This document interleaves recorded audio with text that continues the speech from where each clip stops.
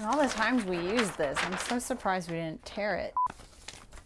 Hey everyone, I'm Kate. Today we're going to be talking about how to plan a trip to Alaska. Tom and I went to Alaska during a 6-month expedition that we documented in a 20-episode series called Go North. Now, before we actually left on that expedition, we spent a lot of time planning. Planning is really important for you to get the most out of your trip, and for most RVers, if you're like us, it was kind of a big deal, the trip of a lifetime, and we wanted it to be as close to perfect as it could be. Today we're going to share some of the things that we learned in planning our trip and going to Alaska to help you plan your trip.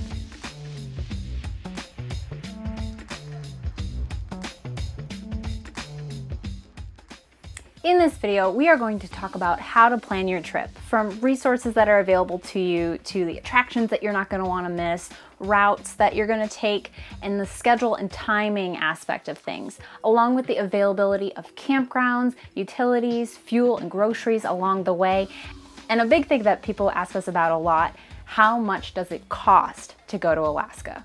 Let's start by talking about the resources available to you. When we started planning our trip, which was months in advance of when we actually left, even upwards of a year, we started looking at the Milepost. The Milepost is a book that has a lot of crucial information that you're going to want to know. And importantly, it's in an offline source. On your trip to Alaska, you may or may not have service if you have an international plan to go through Canada, but even if you do, you might not have good cell service. So having this book is great for knowing what's where along your route. This book lists out all the major routes that you can take on your way up to and around Alaska. It breaks it down, giving you a little history about pretty much every single town along the way, the history of the roads themselves, where you can find things like visitor centers, dump stations, water fill places, recreation areas, where is maybe a good fishing spot, and where you might find primitive camping that isn't otherwise marked. Overall, it is an essential tool to anyone going to Alaska by road. Another tool that we used a lot of was alaska.org. Alaska.org is a website that has everything there is to do in Alaska, and what we loved most about it was the things that a lot of tourists don't typically do. It gives you the locals' inside scoop of what to do and get away from the crowds and find some amazing things, which is right up our alley. It also has the major attractions and tells you the best ways to do them.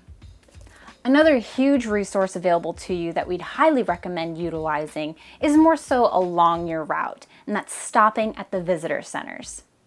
Visitor centers are going to be able to give you documentation, tips, and advice that you're not going to find online or anywhere else.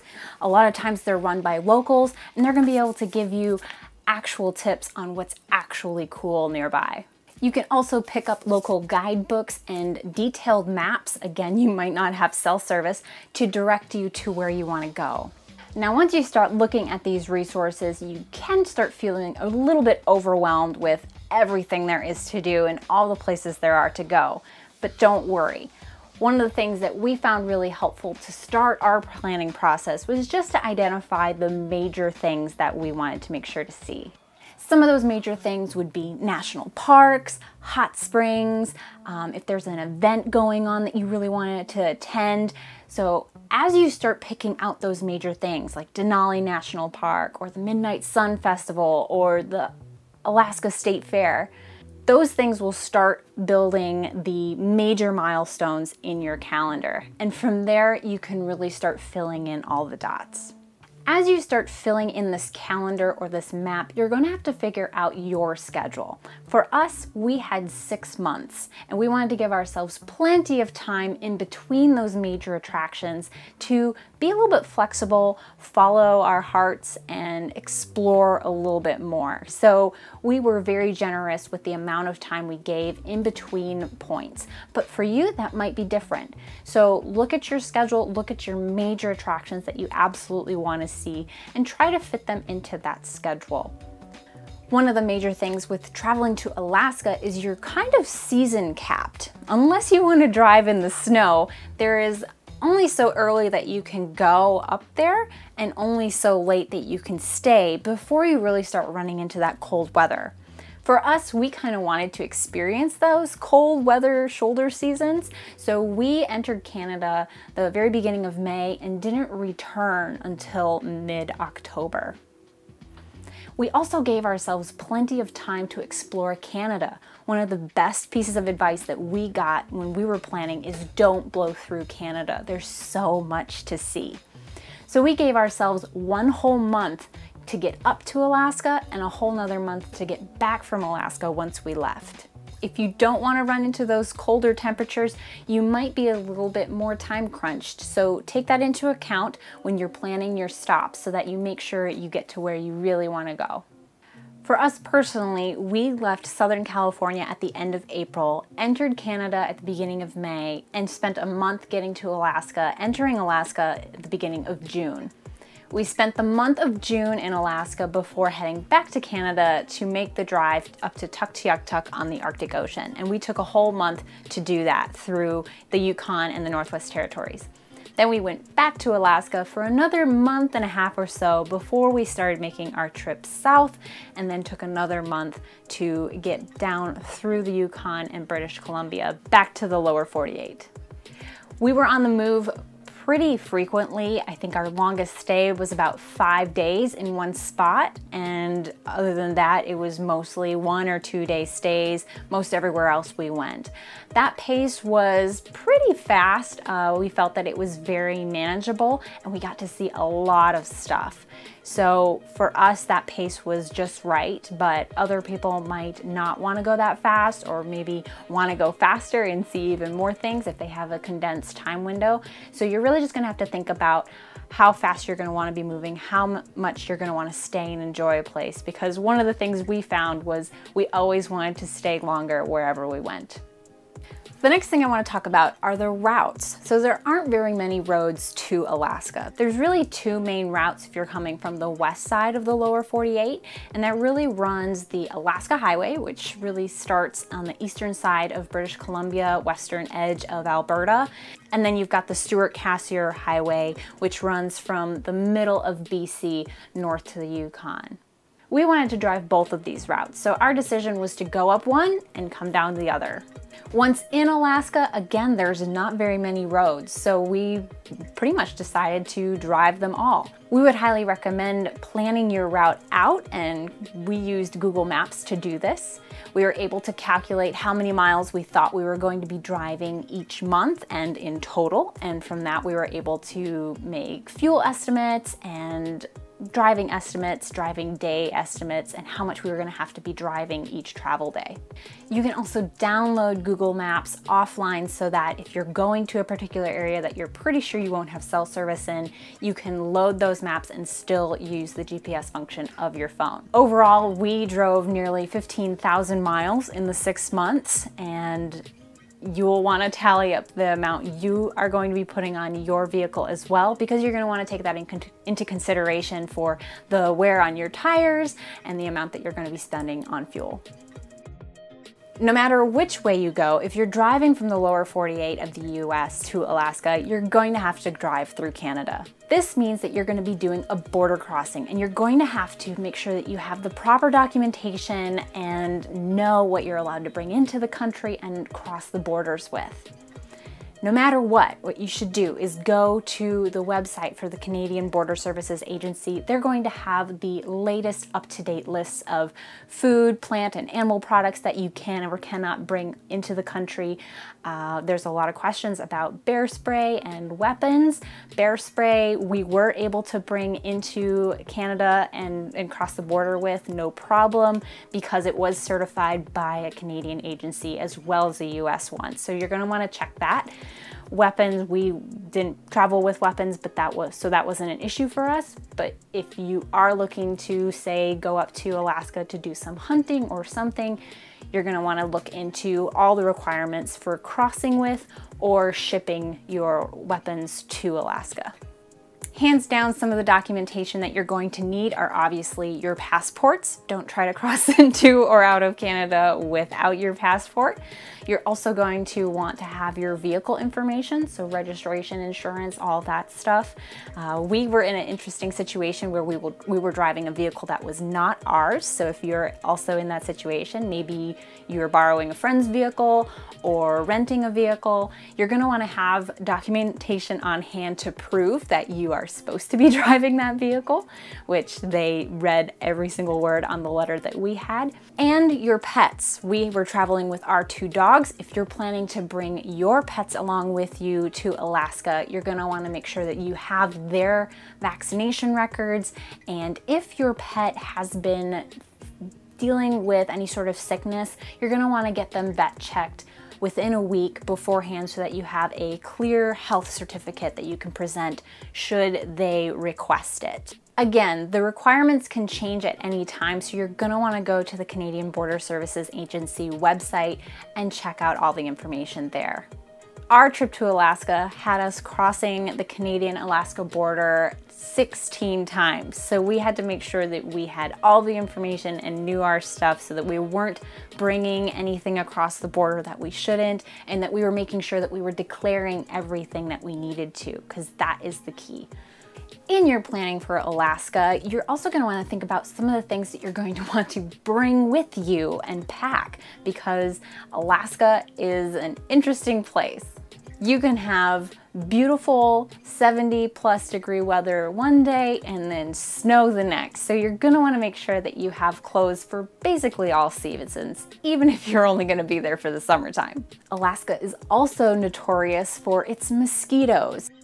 So you're going to want to be prepared with mosquito and insect repellent. We would highly recommend getting some repellent infused clothing. We wore our ex officio bug jackets and pants so much on our trip, and we probably wouldn't have done half as many things as we did without them. You're all garbed up. We're all suited up because we got here and the mosquitoes were super thick.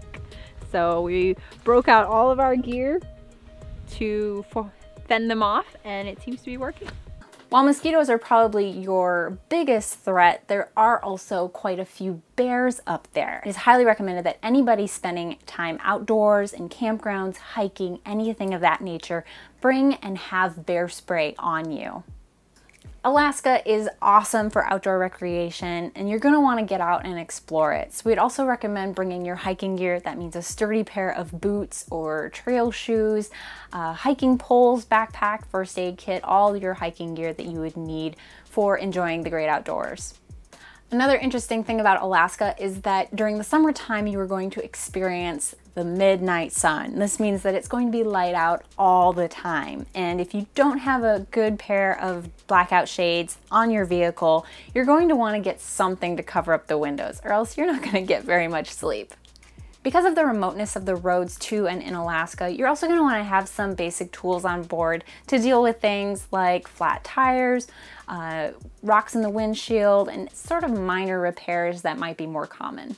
A common question we are asked is if we brought or needed a satellite phone.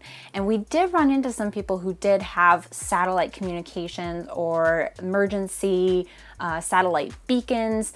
So if that is something that's really important to you or you're really concerned about, there are definitely products out there. We personally did not travel with those. We had pretty good cell service with an international data plan and our cell boosters and antenna. So we always felt safe enough or able to communicate enough, and there actually were quite a few people also on the road. We never felt that we were the only ones out there. So it's really a personal call whether that is something that's important to you. So how about camping? Well, it depends on your camping style. We did about 75% boondocking and 25% campgrounds with hookups. Depending on how you like to camp, if you like to go from full hookup to full hookup, you're going to have to spend quite a bit of time planning around this to make sure that you have decent driving days in between your stops, but also not super far that you're getting really strained and not able to enjoy the trip itself. We found that there were campgrounds located reasonable driving distances from each other that somebody wanting to go campground to campground could plan and reasonably do. If you want to do more boondocking, then there are plenty of places to do this. We used a number of different apps to locate places to camp. Our favorite was probably Campendium to find both boondocking spots and campgrounds that had different levels of amenities at them. Quite a few of the campgrounds were also no hookup campgrounds. Things like territorial parks or provincial parks didn't have hookups, but you still had to either book ahead or pay a fee. If you want to stay at one of the national parks, I highly recommend that you book that spot early. We stayed 5 days at Denali National Park and we booked our June stay back in January because we heard that it booked out so early. If something like that is a real high priority bucket list item for you, definitely get your reservations in early because national parks are some of the most popular places to go camping.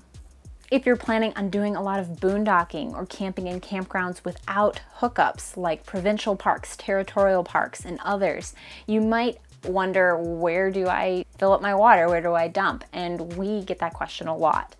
In our experience, it was very easy to find water and dump stations in the municipalities that we traveled through. They were also usually very clearly marked with a dump station sign and an arrow telling us where to go. It was either in a gas station or maybe even a visitor center parking lot. The milepost, again, is a great resource to find dump stations and water. And also, if you just go into the visitor center and ask them, they will know. A good thing to remember is that all of the towns along these routes, these remote roads, are usually geared towards some form of tourism. So they're going to want to help you, and RVing is a very popular way to travel these roads. So they are usually equipped to handle any sort of request for water or dump station. Another thing you're going to want to consider is your power and propane. For us, we had a power system that was unique and allowed us to stay off-grid very comfortably with plenty of power for our trip, which you can check out in the other video. But what you're going to want to do is, if you're spending a lot of time without electrical hookups, which you can find campgrounds with electrical hookups pretty much anywhere, but you're going to want to make sure you have a power source such as a generator or solar power. Most RVs also require propane, and we get asked a lot, where do you find it, how do you get it, and how much does it cost? We were able to easily find propane fills using the Campendium app. Most larger towns had propane, so you're just going to want to monitor your usage, and if you feel like you're going to be out of a larger town for a while, make sure to top it off.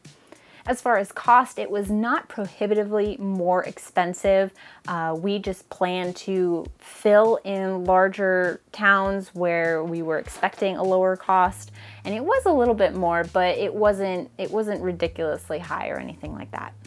One of the biggest questions around planning a trip to Alaska that we usually get is, how about fuel? Am I able to get it? Will I have to bring extra fuel tanks to make it between gas stations? We had a 45-gallon tank on the Ford truck that we drove, so we really didn't worry about running out of fuel in between towns, but we had some really good advice given to us by a friend who lives in Canada and was familiar with driving some of the remote northern roads. He said, if your tank gets below a half and you're driving by an open fuel station, fill up, because you just don't know if the next fuel station is going to be a little bit beyond where you need it to be, or if the next fuel station is even going to be open.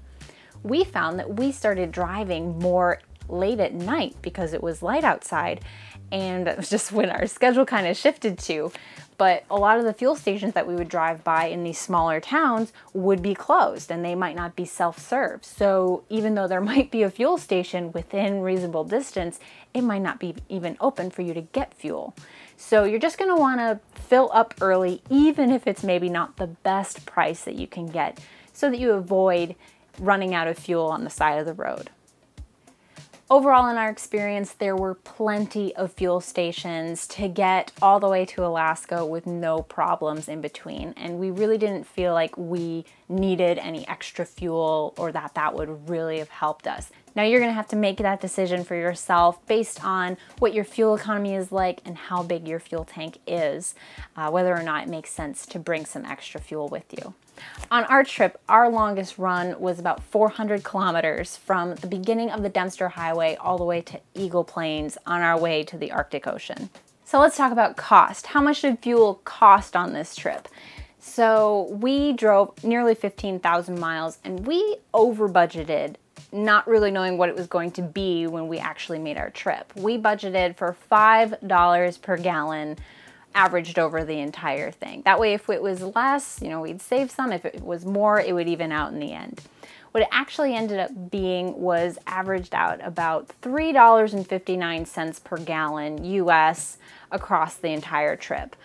When we were traveling, the US average was $3.09 per gallon. So it ended up being roughly 50 cents more per gallon over the entire trip. This was in 2019, and obviously it's going to change year to year. Our most expensive fill-up was in Coldfoot, Alaska on the Dalton Highway, miles and miles north of Fairbanks, Alaska, very remote, and that was at $5.09 a gallon. In fuel in Coldfoot, they do have 24-hour fuel here. We're the only ones up and about except for the attendant inside. What time is it? It is 1:45 in the morning. It is still light out. The sun is not setting all the way tonight.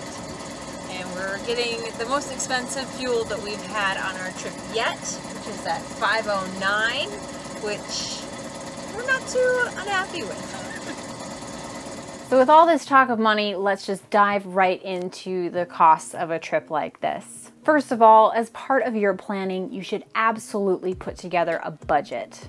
A lot of items on your budget list can easily be calculated ahead of time so that you have a clear expectation of what this is going to cost up front, because it's a big trip, you're going a long way, and when you're going a long way, you might as well enjoy yourself. So thinking about those things that you want to do ahead of time and budgeting for those and making them happen, because when's the next time you're going to be in Alaska, right? So the first thing, let's just keep talking about fuel. We spent about $5,000 on fuel for this trip. And as we mentioned, that was something that we were already expecting to do. Based on our budget, we ended up driving more. So thankfully, the cost was less than we were expecting, and it all evened out in the end. So we drove about 15,000 miles. We got about 11 miles per gallon on our truck, and the average fuel cost us about $3.59. That's a very easy one to calculate if you've already planned your route, think you know how far you're going to be driving, and you know the fuel efficiency of your vehicle. The next big thing on our list was groceries. We had heard that everything is more expensive in the north, so oh my gosh, your grocery bill is going to be ridiculous. We actually didn't see that big of an increase in our grocery bill, but that might have been a mindset change as well. We were in more remote towns, there were less availability of things that we normally ate, or we just decided to not go for some things that are more expensive so that we were cognizant of that grocery budget.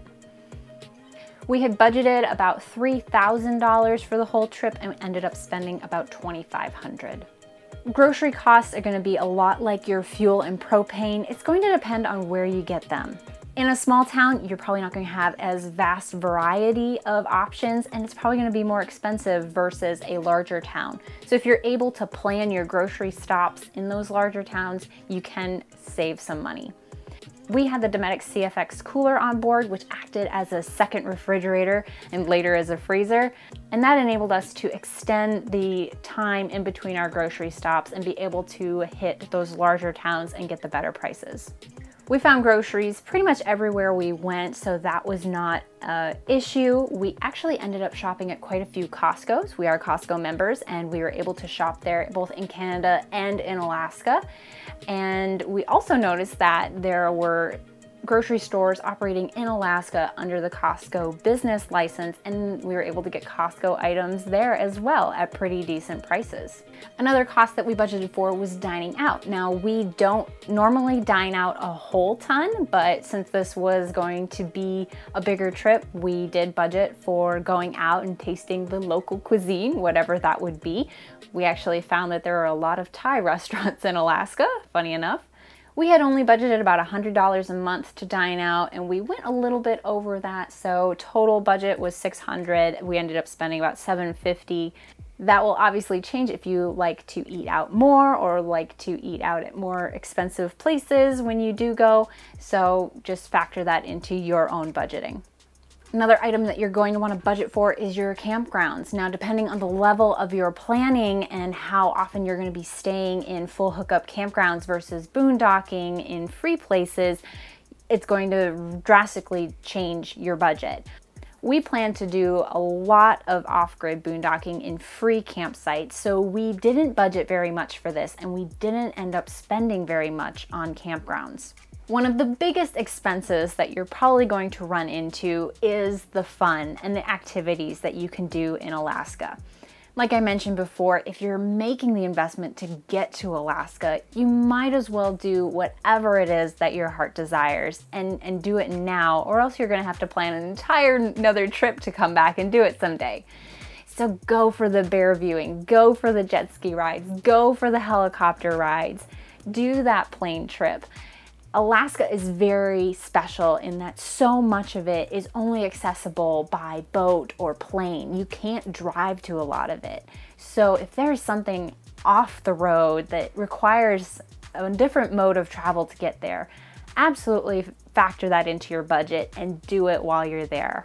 We plan to spend as much in fun as we did in fuel. So we had figured we were going to spend about $5,000 doing the cool things that you can do in Alaska. Go salmon fishing, go helicoptering. We came in around $6,000 to $7,000, and you can see all of those activities and adventures in our Go North series, such as bear watching, salmon fishing, and more.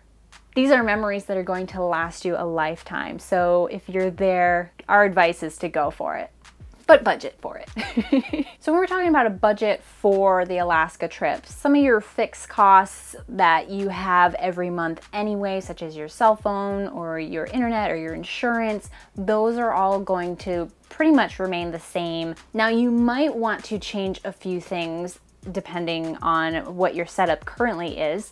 If you're electing to get an additional data plan to have international data, so you have cell service in Canada, that might be something to add into that budget. If you're going to be changing your insurance for any reason, maybe you're driving a vehicle more for this trip than you usually do and you want to change your coverage, that would be something to factor into your budget. So just make sure that all those things line up, and that will basically give you a realistic image of what it'll cost you to go to Alaska. So how much did it cost us? Well, when we totaled everything up, we came in around $16,000 for this trip. And we would say that budgeting between $16,000 to $20,000 for an extensive summer plus long trip to Alaska would be very reasonable to have a lot of fun, stay in some really cool places, and have some really awesome experiences. That $16,000 to $20,000 number is going to fluctuate greatly depending on your travel style, the vehicle that you're traveling in, and the amount of time that you're going to be staying there, on top of what you're actually going to be doing in Alaska. And that's going to differ for everybody. So for what you want to do in Alaska, create the plan, create a budget that fits it, and you'll be able to have a clear picture of what this trip is going to cost you before you even start driving. Thanks so much for watching, and definitely be sure to check out the Go North series to give you some ideas for where you might want to go and what you might want to do while in Alaska. And also check out our website for the full article that goes into a little bit more detail about budgeting, resources, etc. that will help you in your travel planning. We hope you have a fantastic trip to Alaska and safe travels. Bye!